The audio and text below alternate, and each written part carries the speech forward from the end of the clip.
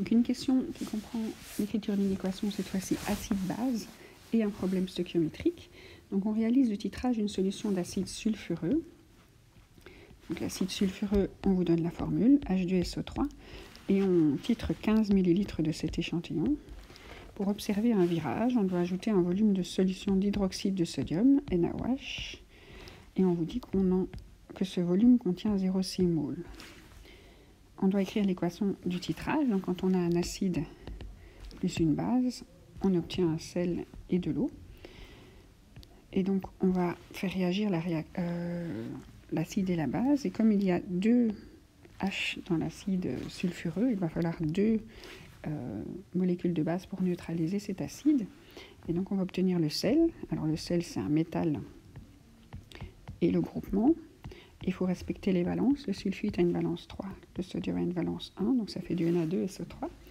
Et l'eau, mais ici, comme j'ai 2 acidités H neutralisées par 2 hydroxydes, j'ai 2 molécules.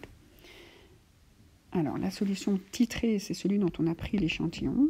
La solution titrante, c'est celle qu'on utilise pour réaliser le titrage. Alors, la solution titrée, on la met toujours dans un Erlenmeyer, donc un récipient en dessous d'une burette.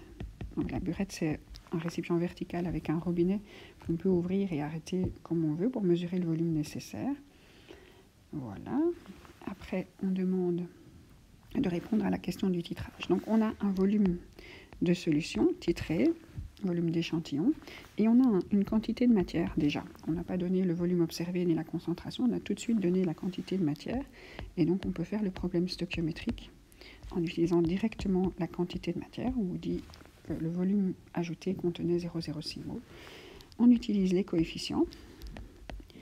Donc, il faut 2 NaOH pour 1 H2SO3. Et donc, ces 0,6 mol vont disparaître avec un degré d'avancement de 0,3.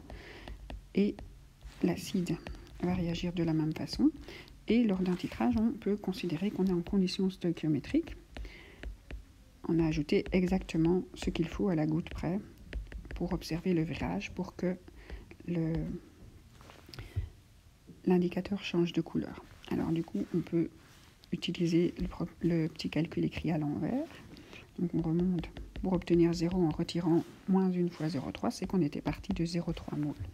Et donc ce qu'on a comme info, c'est que le nombre de moles d'H2SO3, au départ, dans l'échantillon, était de 0,3 mol. On a le volume de l'échantillon, il était donné depuis le début. On avait pris 15 ml. On va transformer ça en litres, 0,015 litres. Et on va utiliser la formule pour trouver la concentration de la solution inconnue. Donc c'est un nombre de moles divisé par un volume de solution pour avoir des moles par litre.